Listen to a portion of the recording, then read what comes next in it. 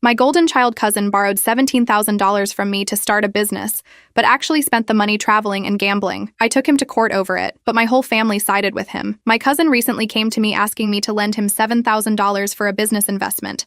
He already owed me $3,000, so at first I said no, but my parents forcefully pressured me into giving in. My cousin promised to have it back to me within 6 months as he'd have his business up and running by then. However, the 6 months passed, and not only had he not even started his business yet, but he had actually spent the $7,000 on himself. He went traveling in Asia, bought a new gaming console, and gambled the rest away. I remember the day he came to me about it, his parents and mine with him. Apparently, he felt awful for how reckless he was with the $7,000 and wants to make things right. In order to do this, he asked for another loan of $7,000, swearing that this time he'd start a business. I straight up laughed at him, but as I was in the middle of telling him no, my aunt interrupted me. She screamed that family help each other out and started relentlessly pushing me into giving him the money. The memories of being ganged up on like this resurfaced, and as my parents, my aunt and uncle, and my brother all towered over me talking about lending him the money, I essentially let them bully me into giving my brother another $7,000. As the months went on, my brother Darren, of course, never paid me back. I gave him another 6 months, and after that, I started pressing him about the now total $17,000 he owed me. Of course, my family defended him, saying I was overreacting and needed to give him time. This was unfortunately no surprise, as growing up the difference between Darren and me was obvious. I remember being 16 and working long hours at a diner to save for my first car. I took every extra shift I could, while Darren didn't have to work at all. On his 16th birthday, our family threw him a big party and gave him a brand new car with a huge red bow on top. It wasn't just the car that bothered me, it was how the family treated him. They acted like Darren deserved the world,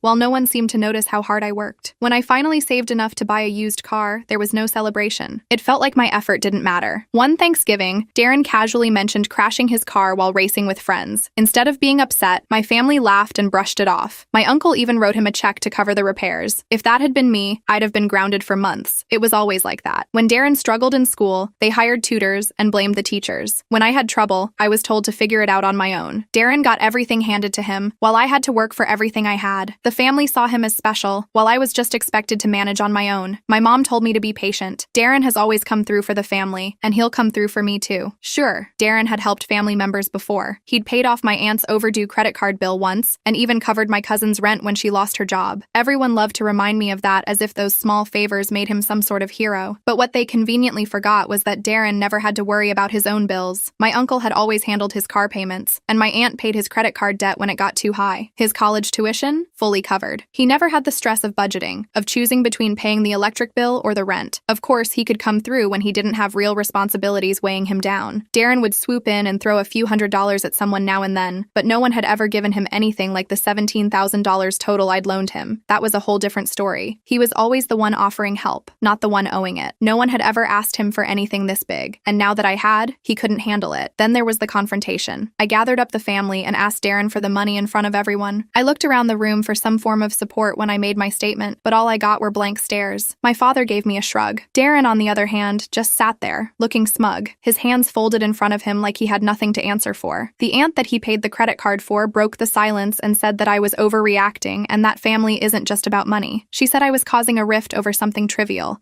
and that we'd all miss each other if one of us had died. She loved pulling the if I were dead card, but this wasn't about that. I needed my money, and she treated it as if it were spare change. I had worked hard to save up that money. I sacrificed nights out with friends, put in overtime shifts at both jobs, and budgeted every meal. And here was my family, acting like it was no big deal that Darren had essentially taken my hard-earned savings and used them to fund his lavish lifestyle. I said that he promised to pay it back, and it's been 6 months with nothing but excuses. Darren leaned back in his chair, crossed his arms, and told me that the money was tied up. He said the same thing that he'd been telling me for months. As soon as the deal goes through, I'll get it back with interest. He asked me to trust him. I did trust him, but every time I asked for an update, he had another excuse. Meanwhile, he was out here living his best life while I was sitting here wondering if I'd ever see that money again. Before Darren could respond, my uncle, who had been silent up until this point, told me that he was disappointed to see us act like this, and said that Darren was doing something good for the future of the family, and in a couple of years, the $17,000 would mean nothing when we have millions, and that I should be proud that I helped him out early on. I felt my stomach drop. I told him it was fine and left it there. I knew that I was only wasting my time talking to them. I realized that my family wasn't going to help me, so I took matters into my own hands. Over the next few weeks, I stopped going to any family gatherings. Every time I thought about seeing them, my stomach twisted. I started collecting evidence of Darren's spending habits. I knew Darren was spending the money on luxurious things, and while his Instagram posts were public, I needed more. I needed solid proof, so I started digging. I looked into public records, tracked his purchases, and followed up on his so-called business investments. What I found confirmed my suspicions. There was no business. Darren had used my $17,000 to buy a luxury car, take a couple of extravagant vacations, and furnish his new apartment with high-end furniture. The tech startup he had claimed to be investing in didn't even exist. With this information, I decided to consult a financial investigator. It was a tough decision because it meant involving a stranger in family matters, but I didn't see another option. The investigator was able to track Darren's spending even further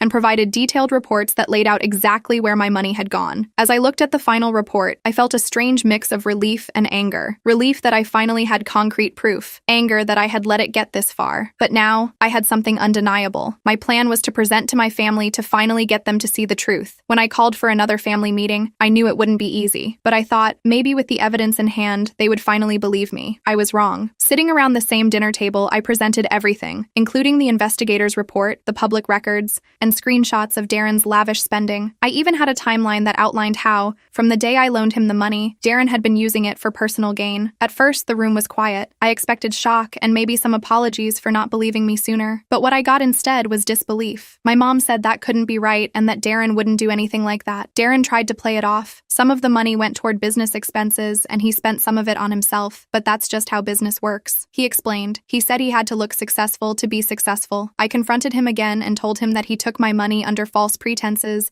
and used it for his own benefit. That's fraud. At the word fraud, the room tensed. My father's face turned red. My uncle shifted uncomfortably in his seat, and my mother just stared at Darren, as if waiting for him to make it all better with some magical explanation. Darren again tried to explain, saying that he needed to invest in himself as well. Even if he got carried away, he said he would pay back every dime, but the damage was done. The evidence was clear. Darren had lied, and now everyone in the room knew it. I thought I had him. He was playing checkers while I was playing chess, but even after everything they heard and had seen, my family continued to side with Darren. They refused to fully hold him accountable. My dad sighed, rubbing his temples. He was clearly frustrated. He wanted me to understand Darren was under pressure and that he was just trying to make something of himself, and mistakes happen, but this wasn't a mistake. Darren didn't accidentally take my money and forget to pay it back. He lied to me, took what I worked hard for, and had no intention of returning it. Then my mom gave me a sad look as if I was the one in the wrong. She didn't side with me. Instead, she hinted that maybe I should have given Darren more time. After all, Darren wouldn't hurt me on purpose. Her words hit harder than I expected. How could they still see him as the victim? I was the one left hanging, but they acted like I was causing the problem. It wasn't about giving him time. It was about trust, and Darren had shattered that. My uncle let out a heavy sigh, and for a second, I thought he might finally understand where I was coming from. But no, he just reminded me that family is more important than money. They didn't want this to tear us apart. I stood up, feeling the weight of it all. I couldn't keep fighting them or keep pretending everything was okay. The next day, I went to my lawyer and filed a lawsuit against Darren for fraud. It wasn't an easy decision, but it was the only one I had left. My family had chosen to protect Darren at my expense, and I wasn't going to let that slide. I had worked too hard for that money to let it slip away without a fight. Once my lawyer served him the papers, I knew that this would lead to my family disowning me. The lawsuit turned the family upside down. Darren, who had been avoiding me for months, suddenly couldn't stop calling. He begged me to drop the case and promised he'd find a way to pay Miss Red Most, and that betrayal wasn't something I could easily forget. As for Darren, his reputation was in tatters. He is in the works of paying back the money. No one trusted him anymore, so he couldn't pull the rob Paul to pay Peter scheme that he normally conjured up. At least in the end, I got my money for the down payment on my first house, and the interest helped me pay for some new furniture. E-back. When that didn't work, he'd lash out, accusing me of ruining his life. But I wasn't buying it. I'd heard his excuses too many times before, and I knew better now. My parents were furious. They didn't care about the money anymore. To them, I was the one destroying the family, but I wasn't backing down. The court proceedings dragged on for months, with Darren's lawyer trying to paint me as unreasonable. During the trial, I was shocked when my uncle took the stand to defend Darren. He was there to testify that the money I had loaned Darren was given in good faith, not a loan at all, but for support. He claimed Darren had made efforts to get other family members to invest in his business too, as if that somehow justified everything. He said that I was one of the many who offered the money since I knew that starting a tech company would need a lot of startup capital. I remember Darren coming to me and asking if I wanted to be part of it, my uncle said, looking directly at the judge. He told me about the business, about how it was going to take off, and he just needed help from family. We all knew he was doing something important for his future. This wasn't a part of some scam. He made it seem like I was one of the many, but none of the others had actually given him money. That part was left out. out. The whole thing was framed as if Darren had been doing the right thing and I had simply misunderstood the situation. But the evidence spoke for itself. They didn't know that I had all the messages between us that showed him saying that he would pay me back. Between this, the investigator's report, Darren's spending records, and his own inconsistent testimony, it all pointed to one thing: fraud. In the end, the judge ruled in my favor. Darren was ordered to repay the full amount, plus interest, and was fined for his fraudulent actions. I wish that the court ruling brought some sense of closure, but the truth is, my relationship with my family was forever changed. They apologized, of course, once the ruling came down, but their apologies felt hollow. They had chosen Darren over me when it mattered.